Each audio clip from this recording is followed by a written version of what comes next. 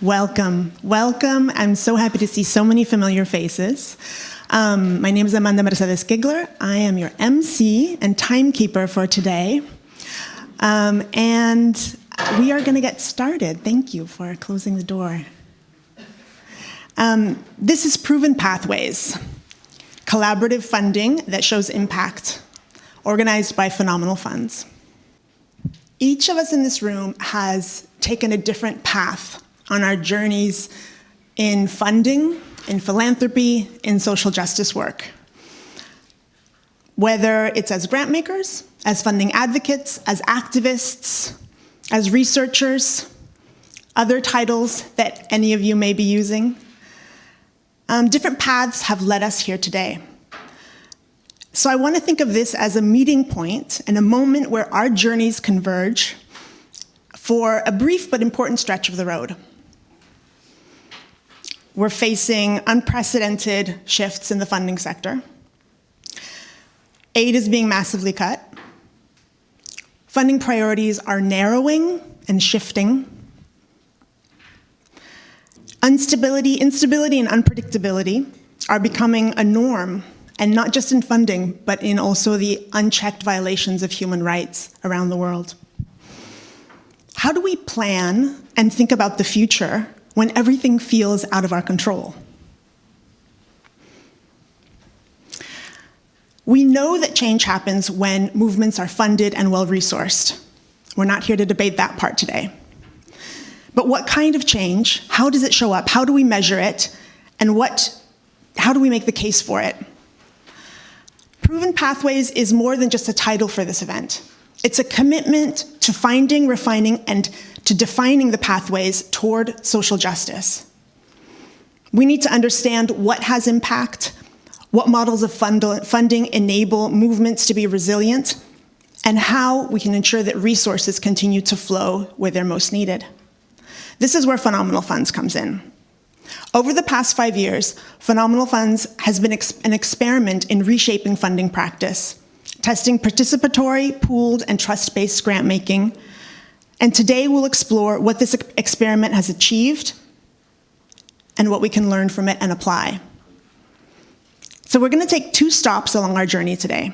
The first stop is the evidence.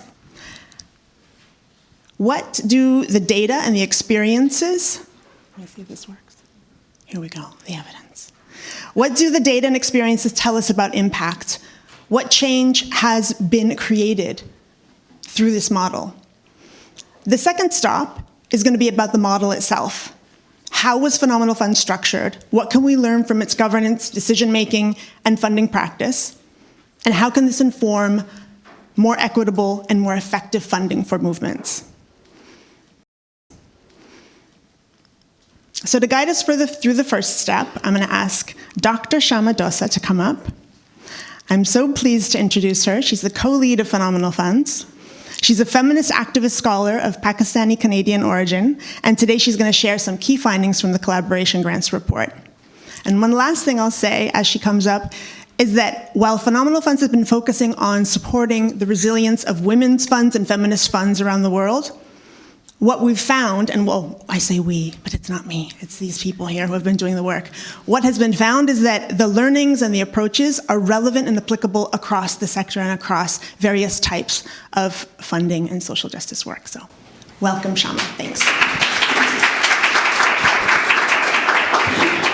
So can I get the clicker? Thanks.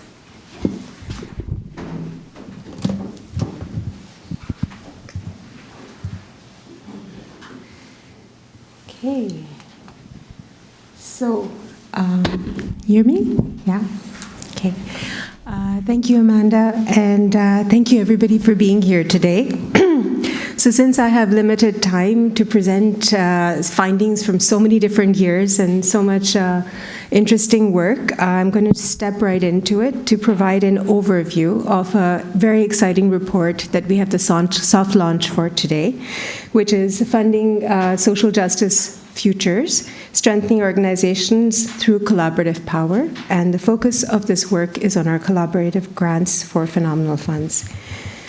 As I present the overview, we will have, second part of the session will actually go in depth into some of the learnings from people who actually were part of the collaborations themselves, so I'm very excited to have them with us.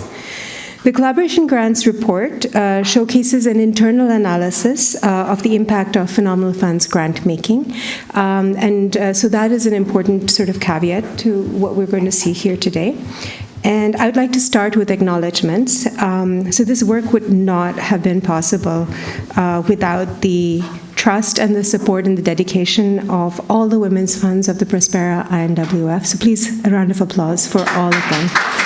Thank you. Our funding partners, the William and Flora Hewlett Foundation, the Foundation for Just Society, the Open Society Foundation, and the Wellspring Foundation. So thank you, our partners in funding. Also members of our steering committee, advisory committee, all facilitation teams for the collaboration grants are translators, interpreters, graphic recorders, copy editors, graphic designers, because of course we believe in language justice, and so this is a really important part of the work we are doing as feminists. We also would like to thank all members of the Secretariat of Prospera that are here, and welcome Laila as well to the session. Also, we would like to thank the former and present Phenomenal Funds team members. I see Zanale is in the audience here, so thank you so much for being here. And also to Caroline Lambert for supporting us in crafting the report. Essentially, it takes a village to support organizational resilience. So our report can be seen as a case study, as Amanda mentioned, for all social justice initiatives looking to support organizational infrastructure strengthening and not just limited to feminist spaces. So we start with that. So Phenomenal Funds has actually been interesting because we have worked in a situation where we're looking at the fact that women's funds are a part of a process that is supporting grassroots movements, and we are hoping to look for solutions and which are not simple in these times. And solutions that are not simple and lasting and effective change requires diverse actors to unify around a common goal. Collaboration becomes a vital tool of resistance and resilience, collectivizing risk, maximizing learning and creativity, and strengthening strategy. So you'll see over here we have two types of grant making that Phenomenal Funds has been doing over the last 5 years. We have the resilience grants, and the resilience grants, we've done 4 rounds of those with a focus on organizational infrastructure. And then the fact that they are non-competitive is quite different from other forms of grant making, and also that they were used specifically for organizational strengthening. And so my colleague Phoebe is going to talk more about the actual process of how we went about doing that. And then the collaboration grants. So the collaboration grants aim to support women's funds to harness the community's collective power, wisdom, and creativity to co-create new solutions. And our collective and underlying assumption here is that women's funds will go further if they are together. That's a very important part of why we did the collaboration grants. And as I mentioned, Phoebe will talk more about our grant-making mechanisms in the next session. So what have we done? So very excited. In 2 years, we have moved over $6.6 million to 42 women's funds who have participated across 15 collaborations in 11 areas of focus. And this is, for us, a big achievement, and of the women's funds as well. The areas are broadly sort of coming across from a resource generation and resilience perspective, collective care, organizational development and leadership, systems and procedures, which include areas like grant making, participatory grant making, databases, monitoring, evaluation, and learning, narrative power, and collective care. We actually had 4 collaboratives that worked on collective care. And each of these are described in on our websites. You can go to the description, and the members also of the women's funds that are part of this. Okay. So another really important part of the work of Phenomenal Funds has really been about our feminist participatory approach to evaluation and learning. And our approach has been aimed at facilitating those engaged in the process of deciding what they want to know, how they want to know it, and address the question of knowledge ownership, and deciding on the design for whom knowledge is produced. So, and what we have really been trying to work on is to stay true to these principles by developing processes that facilitate learning and take away the burden of cumbersome reporting while paying attention to producing robust evidence and demonstrating impact. So for more information, you can also go to our website and learn more about our feminist emergent learning strategy.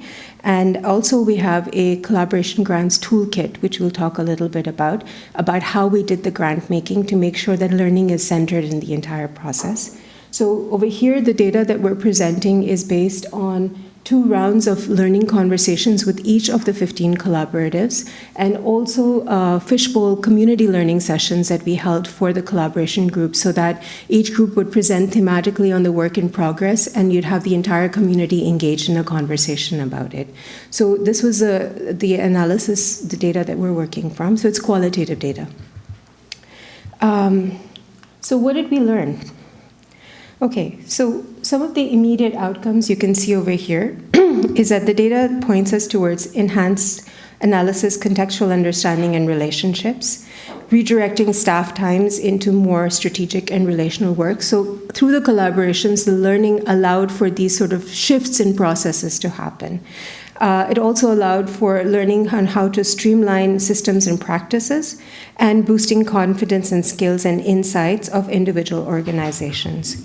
So drawing on the sources of information I mentioned, the qualitative data analysis reveals that the following thematic outcomes can directly be associated with engaging in one or more of the collaboration groups, because in some cases, some of the women's funds participated in more than one collaboration.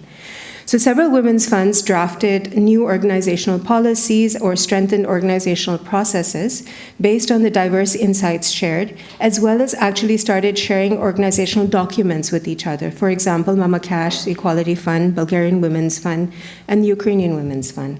In addition, we also saw that several women's funds revised their theories of change and associated their monitoring, evaluation, accountability, and learning frameworks, like the Fund pour les Femmes Congolaises, Tasso Foundation, and 2 women's funds we cannot name because they would remain anonymous for us here.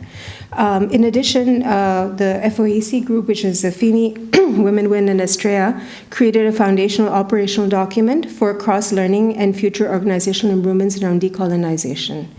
Kalala Fund and the Mediterranean Fund, both facing similar movement contexts and demands for stronger feminist funding infrastructure, focused on what they could learn together about the contribution of transforming feminist leadership to their organizational evolution. So just as a footnote, if you want to go to page 44 of our report, once you open it, you'll see detailed examples of each of these things. So the next thing I just want to sort of flag is, because I don't have a lot of time to go into depth, but I still want to sort of give you some of the core sort of outcomes emerging around strengthening organizational resilience.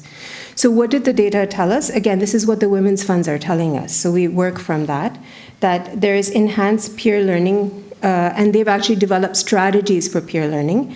There is accelerated technological integration, especially around the feminist databases, and Irena is going to talk more about that as well. Improved knowledge management and data-informed decision-making, which is key in this time. Deepening understanding and practices of collective care, and I'll give you some examples of what that looks like. And evolved grant-making frameworks, enhanced and streamlined organizational practices, and advanced feminist leadership and organizational development approaches. So each of these actually is like highlighted in our report and with very specific examples of how this was done. So several women's funds also conducted reviews of their grant-making systems, which resulted in improved accessibility and efficiency in their practices, like Women's Fund Georgia. So further down, we also see in terms of the intermediate outcomes. So because this is not an impact study as such, we're still in the process of completing the grant making. So these are emerging insights that are coming out. And maybe one of our funders would be happy to, in maybe a couple of years, fund an impact study so we can really see the sustainability of the model in another couple of years. So in terms of the intermediary outcomes, we see that there is significant shift in organizational resilience. You also see deeper and strategic insights across the feminist ecosystem. We see stronger organizational results that the initiatives were and that if they had been taken independently versus the fact that there's a synergy because they came together to do this. So there isn't like this duplication of information, but there's actually like, because women's funds are coming together across scope and scale, like they were able to do something that was much bigger than if they were doing it independently. And we will give examples of how that is done. There's also co-creation of approaches to sustain the resilience and better connection to the funding ecosystems, and identify and fund emerging issues among grassroots activists and better meet the needs of the gender justice movements. So, for example, 17 women's funds have evolved their conceptual understanding and policies and practices associated with collective care and feminist healing. It's not a small number. Include incorporating these insights and adjusting organizational strategies, policies, practices, and advocacy initiatives. 2 funds reported a planned partnership focused on new private funder, a private sector actor. Kalala, for example, initiated a partnership with a private sector partner. The Latin American Alliance for Women's Funds that worked on narrative power. The collaboration initiative enabled faster decision-making and proposal development, including a successful bilateral funding pitch. I know Laura is here. She can talk more about what that looked like. So to quote from one of the women's funds, learning more about resource mobilization and talking to people who had already done it alleviated my fear of going beyond the familiar donors. So this is from the Reconstruction Women's Fund. Okay, so I'm going to just show some data here. So all 15 collaborations were able to apply their learning, and each participating fund was able to translate it into at least one concrete action. And you can go to our report to see what those concrete actions were. The next one is, all 42 funds reported that collaboration initiatives gave them a network of peers to ask for support. And this is basically the idea of pooling resources and reducing risk. So you can see that this sort of a model is valuable because we are able to support each other. And to quote from one learning conversation, there is value in establishing connections. Those connections now serve as a resource where I can reach out to people and access information about things that have already been done and tested in other women's funds. Here's another data point.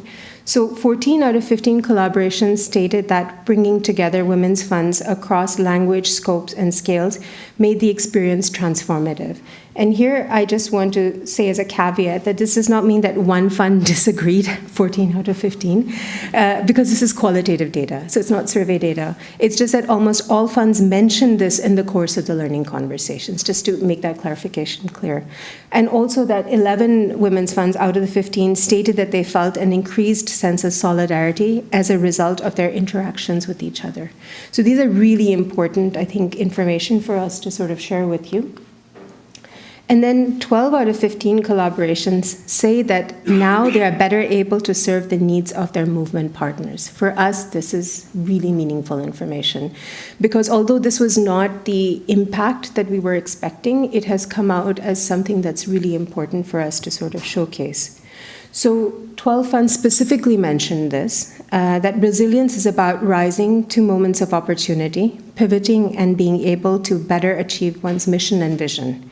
In the learning conversations we held, we heard examples over and over again about how, with the support of the resilience and the collaboration grants together, women's funds were better able to serve their movement partners by better improving their systems, their grant-making systems, having more contextualized approaches to working with their partners, changing practices, providing more accompaniment and grants, and transferring knowledge.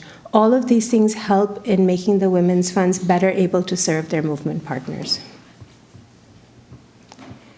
Another example, for example, Women's Fund Asia has been working to integrate the concepts of care and well-being into their work with grantee partners by encouraging them to allocate 15% of their budgets for care in their grant making. So I think Anisha is here and she can talk about that as well, about how Women's Fund Asia is doing that. And that's another example of how they're able to transfer knowledge and also improve the way that care is sort of integrated into the grant making work with their partners. So we wouldn't want to give you an unbalanced picture. We have challenges as well. And the challenges are important to flag because it's not easy to do feminist work across scope, scale, and geographies and languages. So time zone differences and internet connectivity are a reality for all of us who work across these structures. We are very cognizant that women's funds have a very heavy workload, and there's also turnover of staff, so this always affects the way we work. Connecting and building a relationship of trust is a very important piece of the learning puzzle for us, because when we started the collaboration grants, we thought, it's a network, everybody will know each other, and we'll get right into it. But trust making actually was a really important part of the work, and it delayed our process from 3 months to almost 9 months. But it also tells you how you need to be iterative with this type of grant making. Also, how do we do budgeting when you have a free hand and you're like, here's the money, now make a budget. And people are like, what are the parameters of the budget? And you're like, no, you decide on the parameters. So this is, again, interesting for us to see. And then addressing the need of emerging, as the political contexts are changing, it's always important. We have to keep refining, keep being iterative of how we work with this. And finding in-country technical experts has also been something that we're constantly sort of working with the challenges on. And so finally, when we say impact, what we would say is that cumulatively, we can say that being better able to collectively learn how to resource mobilize in challenging contexts, becoming financially resilient, and sharing these practices across geographies, having stronger relationship models, collectively able to strategize to become visible and shift narratives, and better able to make or collect data and manage and analyze it are all really important examples of how to spread risk.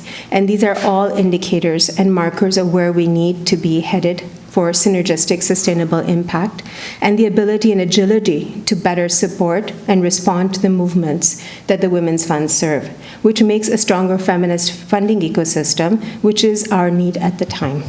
I thank you for listening, and I hope the findings in our report will address questions of impact many funders have in their minds and about our work. Thank you.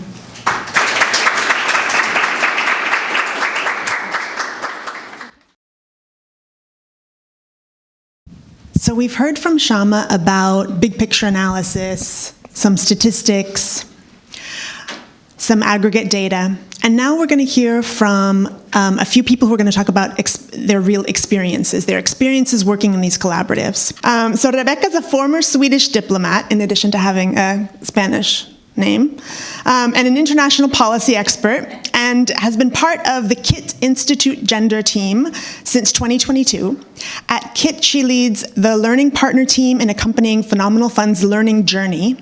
And today she's going to facilitate a conversation with two Women's Funds leaders who have worked on these grants firsthand, Irena Flame Ehrlich and Rose Marandu, who will get a little bit more of an introduction from Rebecca. And you have your mics on your seats, so go ahead and come on up. Thank you. I don't know. I don't. I'll click for you. All right, great. Ooh, I'm so happy that the microphone is actually at the right height. I was always afraid it's going to be a little higher than my height. But anyways, good morning, everyone. Great to see you. Wonderful to be here. Amanda, thank you for the introduction. Before I continue, I just want to introduce our two guests to this little chat. We have Rose Marandu, who is the Executive Director of Women Fund Tanzania Trust. Before this position, she led the resource mobilization and sustainability of the fund, which is important to remember when we go into the case that we're presenting here today. She's well familiar with the Phenomenal Funds initiative as she served on the advisory committee during the past year. And she participated, and the Women's Funds Tanzania participated in the collaboration on financial resilience. Here as well is Irena, Flame Ehrlich. And Irena is the Director of Grants Management at the Global Fund for Women, where she leads the execution of the fund's grant-making strategy. And they participated in the feminist database collaboration that we will hear more about. So of the evidence that Shama introduced, we're now going to do a deep dive into the experiences of some of those who participated. But before we start to explore these experiences, just allow me to say a few sentences on the role that we have played here as KIT Institute. KIT Institute is a knowledge institute based in Amsterdam, working globally, and we were brought in as the learning partner of Fenomenal Funds. But as you might have already know, for those of you who are engaged in the initiative and what you heard, there are many different learning avenues within Fenomenal Funds. What we have done is we've had the pleasure of first co-creating a learning plan with a number of stakeholders of the initiative, and what are we looking at in particular. And then we use a method of doing case studies. So there is more, there's evidence that come out of more survey-based information, but what we have done is that we've spent almost a year interacting with representatives of the initiative in its different forms in doing these 10 case studies. And that has been an idea of gathering evidence of the outcomes, what happens when you resource. In this case, we focus in particular on resilience and collaboration, and today we're going to focus on collaboration. So it resulted in these 10 case studies, out of which you see a couple of examples on your tables. And in your folders, you also have a card with a QR code that will lead you to the full 10 case studies, as well as an introduction to this work. And of course, as you've heard, and as you know, within the Prospera network, there's close to 50 women's funds. So how do you choose 10 out of all of these rich experiences? We use, together working with the working group within the initiative, we use criteria based on size of women's funds, of regions, of visibility, of languages. We know there is a domination of the English language, the language that we use for this event, for example, whereas there are many organizations and funds that do work across the world based in other languages. So we used a range of criteria, which you will also find included in the introduction of the case studies, and ended up with these 10. And there was an open call within the network. So we got some volunteers.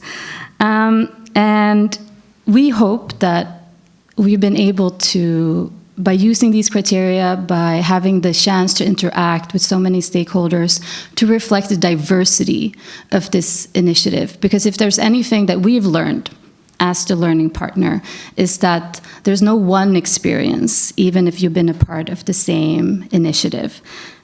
And this leads us to where we are here today, where we're going to hear a little bit more of the experiences of having participated in 2 of the collaborations. And with that, I would like to direct my first question to Rose. Thank you very much, Rebecca. Before I answer your question, let me take this opportunity to appreciate having sat in this space. I don't take it lightly, because with me, I carry the voices of the movements that we save. I carry the voices of the women who don't always get an opportunity to sit on the spotlight, the movement that we serve and the movement that we support. And as we celebrate 30 years of Beijing, I want to appreciate all the women and all allies who have worked very hard to ensure that women are prioritized and their rights respected, and we achieve social justice. It has never been easy, and I think that's why we are talking about the futures. The futures can't be shared without appreciating the enormous work that has been done by so many women who have come before us. And for me, coming from Tanzania, I would want to appreciate the work that has been done by so many women, a right organization and the movement actor, and with this a little bit of bias, I would call, of the work that has been done by Ambassador Gertrude Mongela, whom I'm sure most of you are familiar with, who led the Beijing conference back then, and where we came with the 12 issues that we have been working with since then. And I would just want to appreciate that. Coming back to your question, I was part of the advisory committee member.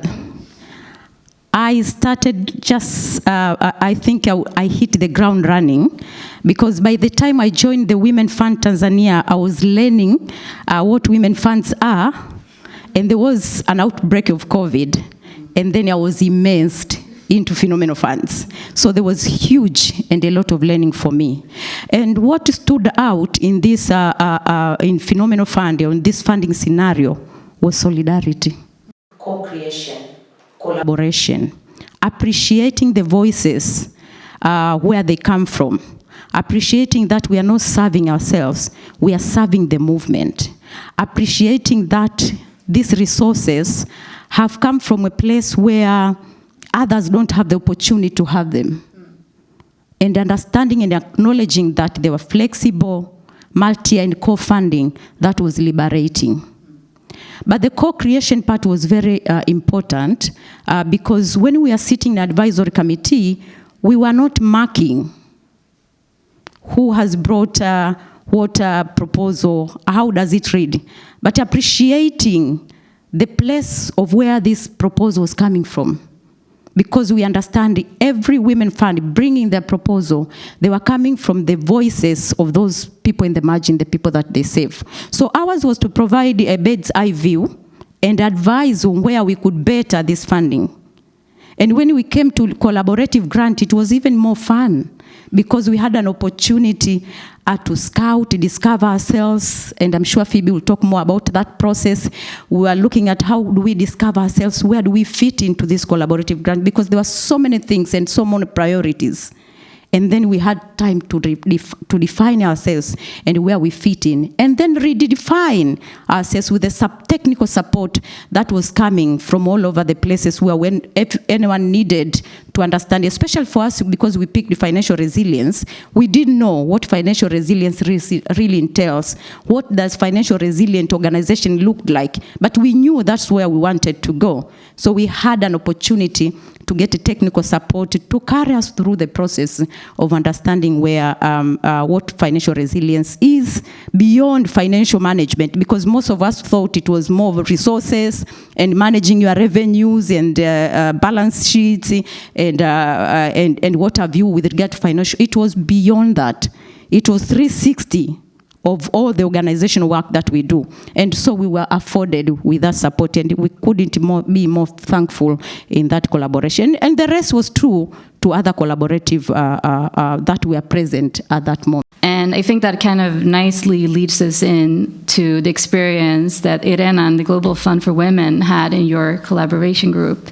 If you would like to share with us some details of that experience. Yeah, thank you, Rebecca, and thank you, Amanda, and Phoebe, and Shama, and everyone who's contributed to the work of Phenomenal Funds, because it's made such a difference to the way that we work at Global Fund for Women. So like Rebecca said, I will try to be as not technical as possible while I'm talking about a database. But it's something that I love and I'm very excited about, because it actually changes the way that we're able to do the programmatic advocacy work that we do. So Global Fund for Women uses Salesforce for a combined fundraising and grant-making database, and we're really privileged and lucky that it's totally customized, built for us to meet the needs of our feminist, trust-based grant-making practices. And over the years, we had received a lot of questions about this database, how it works, whether it was possible that we could install it for other feminist funds. And so back in 2018, we started the first cohort working with Reconstruction Women's Fund, Ukrainian Women's Fund, Dossa and Women's Fund Tanzania, to design and develop a template database based on our database that could be used by any feminist fund for its grant making, regardless of its scope, geography, scale. And that was how the Feminist Fund database was born, which is this out-of-the-box, totally customizable database. And we really wanted to continue the work after that first cohort, but we didn't have the resources because it is really resource and capacity intensive to install and customize that database.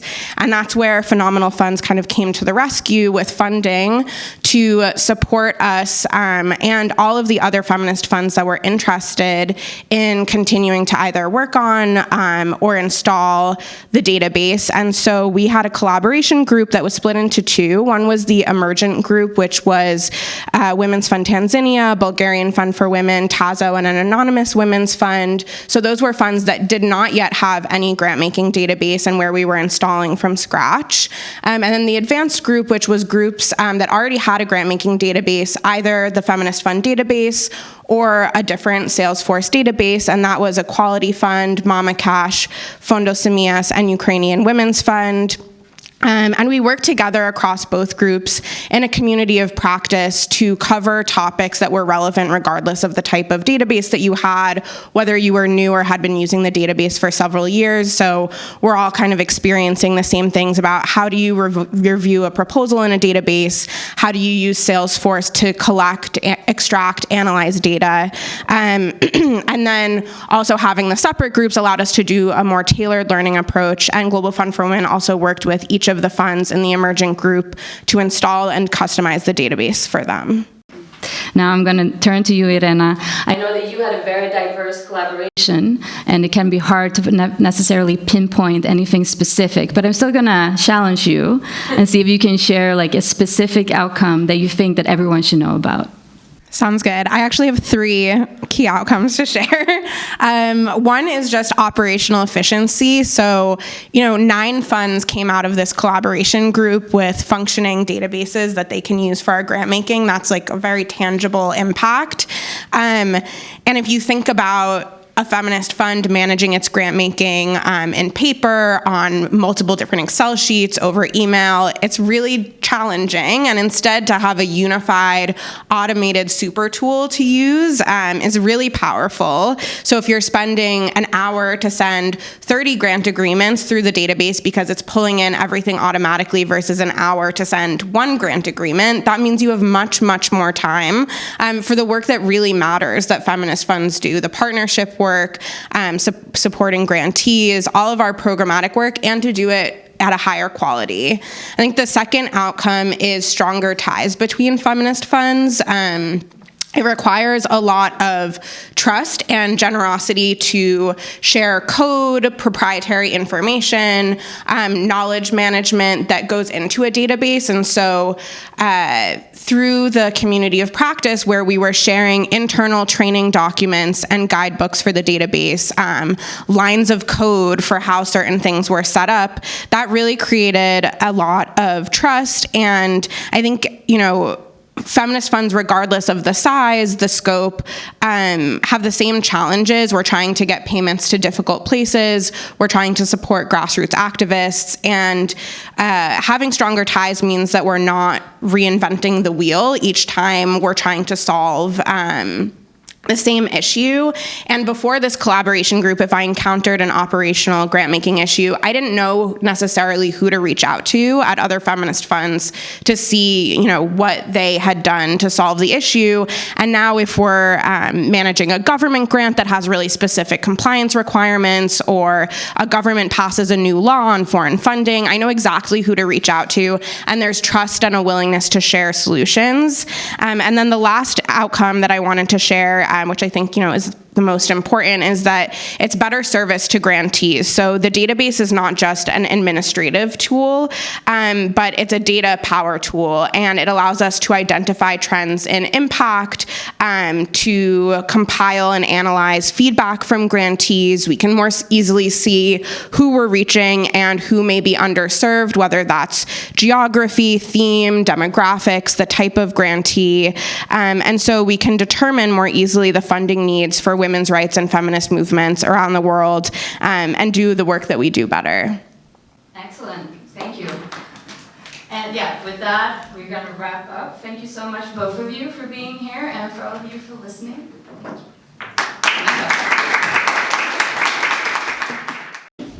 So Phoebe So is a passionate advocate for gender justice and human rights. She has nearly 2 decades of experience in strategic grant making, organizational development, and movement building. She's rooted in values of feminism, transparency, and power sharing, and she leads participatory grant making to advance organizational resilience, systemic change, and equity. And her global experience enables her to foster collaboration and impactful funding practices. So go ahead, Phoebe. Thanks. So hello, everyone. I'm Phoebe, from co-lead of Fenomenal Funds, and I'm thrilled to be here with Maitri Morarji, Vice President of Programs at Just Society Foundation for Just Society, and also Althea Anderson, Program Officer, Gender Equity and Governance from the William and Flora Hewlett Foundation. Welcome, two of you. Both of you are very important, incredible partners who have been instrumental in shaping our work since the beginning of our journey. So we thank you both for joining this conversation and for all you have brought to Phenomenal Funds. Yeah.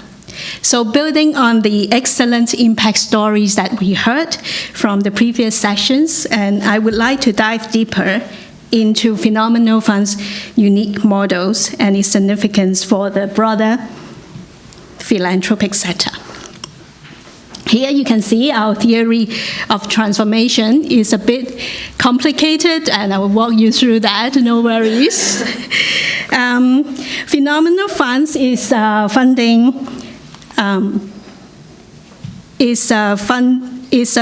funder collaboratives that brings together 4 private foundations: Foundation for a Just Society, Open Society Foundation, Wellspring Philanthropic Funds, and the William and Flora Hewlett Foundations.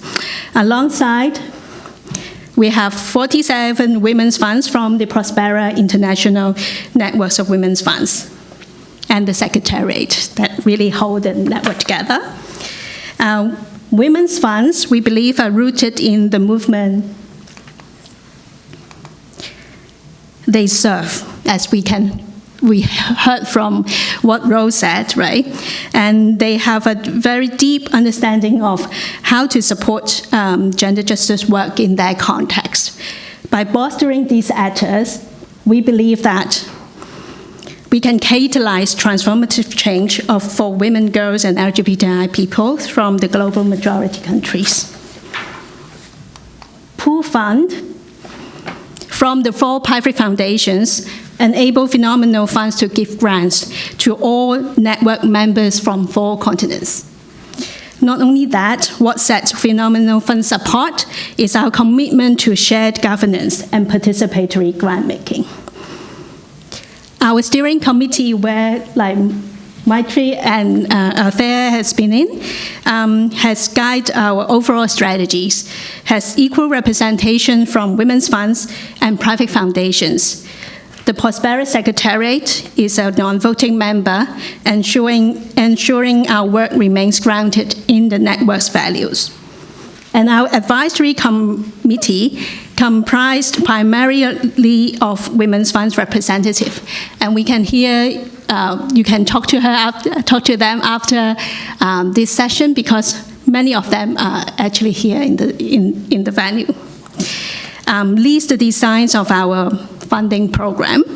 They have developed a very unique and bold approach to grant making that traditional funders may not have considered. For examples, they have devised a non-competitive process for both of our resilience grants and collaboration grants, allowing us to operate from a place of abundance and trust. So by co-creating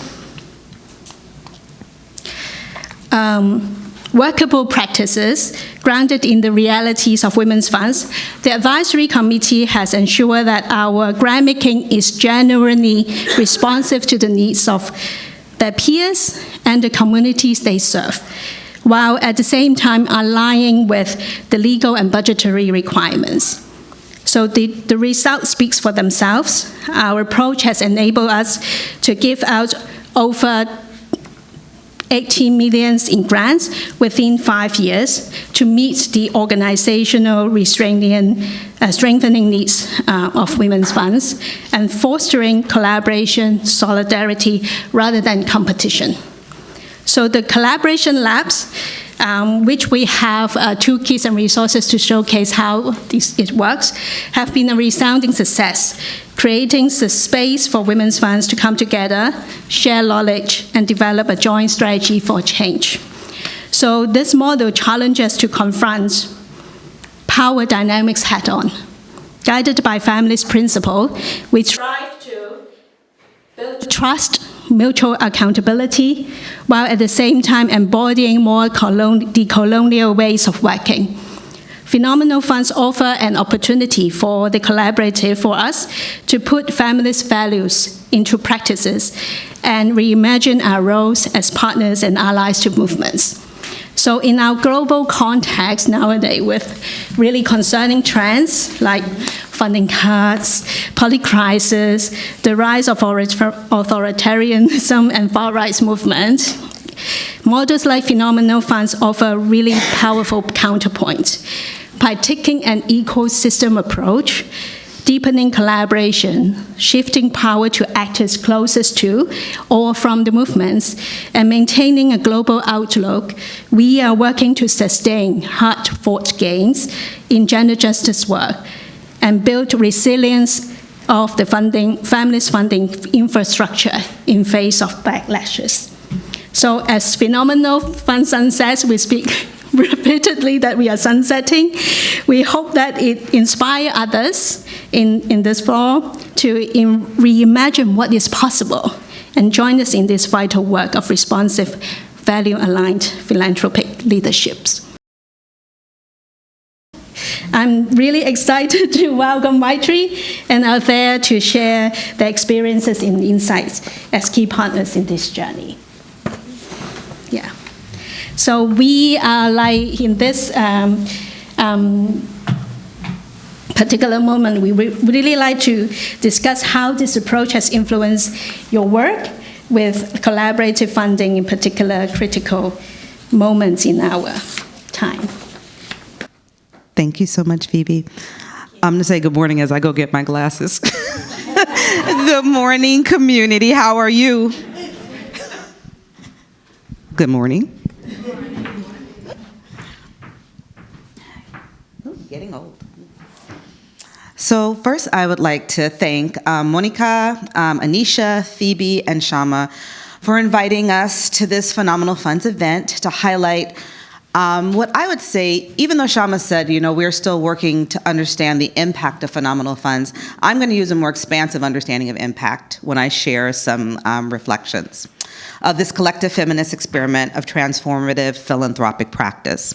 I think the evidence in the report of what this work has meant for the organizations and the feminist movements that we serve is critical in these turbulent times, as you've mentioned, Phoebe. So I'm going to start by sharing a story of Hewlett's evolving journey towards equity and justice-centered philanthropic practice and how Phenomenal Funds has played a key role. This recounting is based on my own experience within the foundation over the past 8 years. And I'll be highlighting aspects of the report that resonate with how I understand the impact of Phenomenal Funds, using examples of what this looks like for the Hewlett Foundation. And then I'm going to conclude with some reflections on the curiosities outlined at the end of the report, given this current moment. So Hewlett, as a development funder who has funded rights-based organizations and initiatives to advance gender equity for several decades, became an active member of what was known as POWER, Philanthropy Advancing Women's Human Rights, now known as Gender Funders Collab. We joined around 2017, fairly new to the feminist funding ecosystem. And this was a key moment that catalyzed the explicit integration of feminist theory and practice in the foundation, which has wide-ranging impacts on our internal systems, policies, and ways of working, and also in how we partner with feminist funders across the field, with feminist movements, and with feminist-led organizations across the world. As part of our new relationships within POWER and research from the Prospera Network, Hewlett internally proposed a funding initiative to our board in early 2019 with an aim to address philanthropy's underinvestment in the organizational capacity of women and feminist funds. We invited our peers in Collab, went from Power to Collab, to co-create this initiative with us. And Wellspring, FJS, OSF joined us to co-create a pooled funding mechanism. Co-creation with women and feminist funds became central to the Phenomenal Fund's structure in 2019, and this was manifested through participatory grant-making and shared governance processes. So this is my recollection of the evolution of Phenomenal Funds. So Rose and Irena have shared, and I think the learning report really highlights the impacts of Phenomenal Funds for women and feminist funds. But I'd like to offer a complementary account of how Hewlett's deep engagement in the collective experiment has contributed to wide-ranging shifts in the foundation. So alongside our engagement in Phenomenal Funds, our Gender Equity and Governance Program has established strong and sustaining funding and thought partnerships with women and feminist funds over the past 5 years. All of the 5 strategies in the Gender Equity and Governance Program have been refreshed since 2021 and explicitly recognize and invest in feminist movements and feminist-led organizations as critical leaders in the fields we serve. Specifically, our funding partnerships with women and feminist funds within the strategies have been structured as multi-year core support. In addition, in 2022, we established a separate funding mechanism to resource feminist movements holistically alongside our thematic strategies. Equally important to these funding shifts is the how of our philanthropic practice, which has evolved to engaging with women and feminist fund peers to mutually advise on strategy refresh processes, learning and evaluation approaches, and collective initiatives to unlock more resources for feminist movements. So from my vantage point, the deep relationships we formed based on mutuality and the valuable lessons learned through our engagement with Phenomenal Funds has unequivocally contributed to the shifts to more aligned feminist funding practices within the Hewlett Foundation. Equally important are the valuable lessons about the benefits, challenges, and effectiveness of participatory grant-making and shared governance as complementary but distinct forms of transformative philanthropic practice. No flowers, okay. Returning to the Reimagining Power to Build Resilience report, I am grateful for this rich body of evidence and the opportunity to re-enter the Phenomenal Funds community after stepping aside from the steering committee almost 2 years ago now. Since the progress of our practice to reconceptualize the exercise of power with fresh eyes, seeing the progress with fresh eyes has been inspiring and a needed source of remembering what we can achieve through our collective gifts, experiences, and dreams. Importantly, the report offers a retrospective account of the contextual realities when Phenomenal Funds began and our collective response to these polycrises. What does this remembering offer us to better respond to the current moment with new challenges and opportunities and still hold the same commitment to disrupt and reimagine power? So I'm going to start with what we know to be true. We undertook this collective experiment and practice at a time of polycrisis, not by design, but by circumstance. So we know it's possible and impactful. It was not easy, and we still made progress in concretizing our shared vision despite multiple pandemics, and as Shama mentioned, the limitations of virtual platforms for shared governance across various geographies and time zones, and a high degree of turnover in the steering committee and advisory committees. So in my mind, there is no question that a feminist funder collaborative using pooled funding, shared governance model, and participatory grant making to support the resilience of women and feminist funds is a viable, equitable model of transformative philanthropic practice that should be held up, celebrated, and adapted. And I'll just close by saying that it's important to share two of the overarching challenges that I've experienced, and how this can help us navigate similar collaborations in response to the current moment. So the collaborative practice is unique in the philanthropic sector, and we were very much, as it says in the report, building the plane while flying it. And I think the lessons highlighted in the report can provide useful guidance for those who take up the model. The other challenge is around the sustainability of transformative philanthropic practice. It was clear from the beginning that all of us involved in Phenomenal Funds are deeply invested in integrating feminist theory as guiding principles in philanthropy. And we hope that the new collaborative funds will take up the evidence of progress and continue where Phenomenal Funds is leaving off. And for now, I'm not sure what the flowers mean, so I'm going to stop. And we can, if we have time, talk about some of my reflections on the curiosities. But I turn it over to my beloved colleague. Thanks, Althea. And thank you all for being here. It's nice to see many familiar faces in the audience and also many new faces. So I'm Maitri Morarji. I work with Foundation for a Just Society, which was one of the groups that came in, one of the foundations that came on very early on to support this initiative that became known as Phenomenal Funds. It wasn't called Phenomenal Funds when we first started out.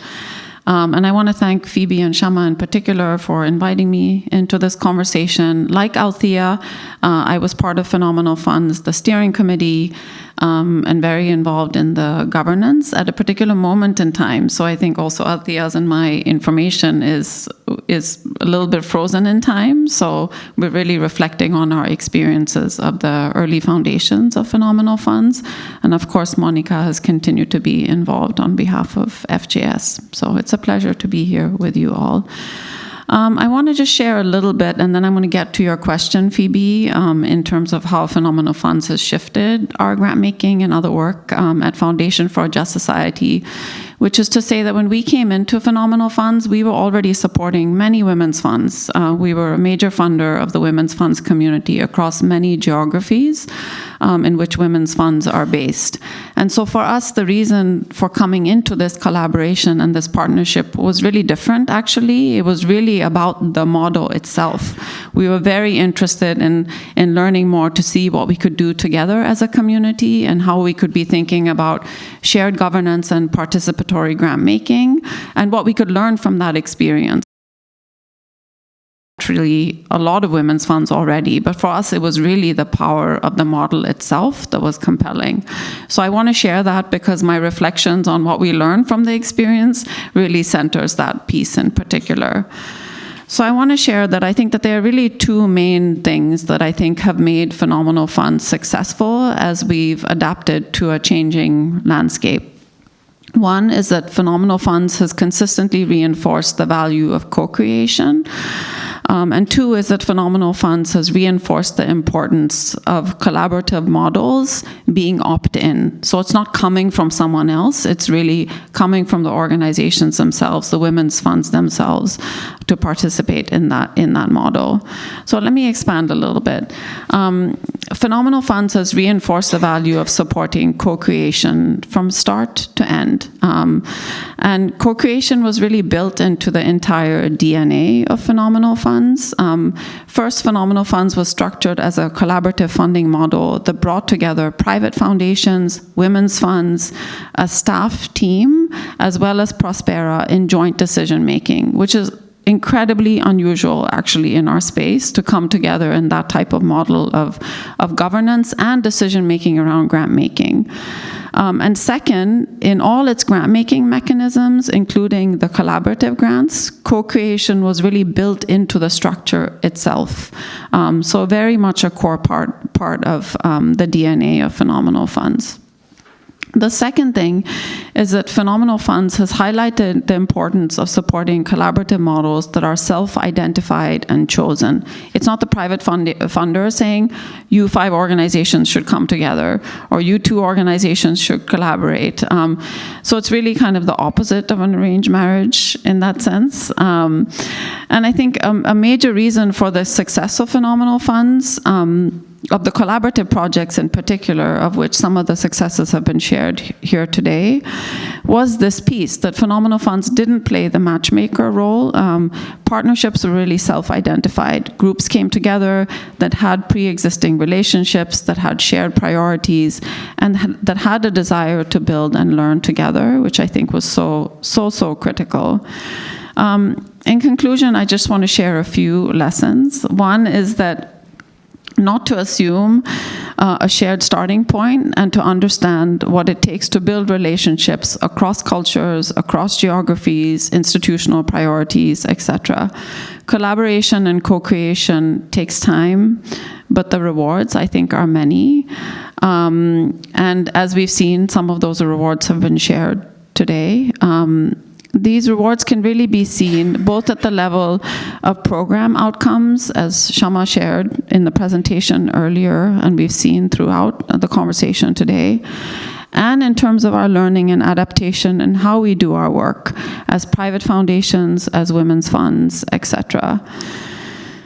In conclusion, Phenomenal Funds didn't necessarily shift how we do grant making in our own institution at FJS, but really informed how we think about participatory grant making models and what it takes to build successful models for grant making and collaboration that are truly co-created, which I think is part of the beauty and really the success of Phenomenal Funds.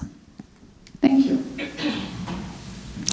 As time is running, really very insightful experiences, and if we have more time, really want to ask more about, both of you to talk, but have to wrap up. Really thank you for both of your insights and experiences, and you can see that this collaborative experiences is not only have impact on the women's funds granted, it also really have a deep reflection institutionally how to support the movements in a way that is meaningful and constructive. So thank you, both of you, for sharing your insights and experiences as we confront our challenges facing our communities.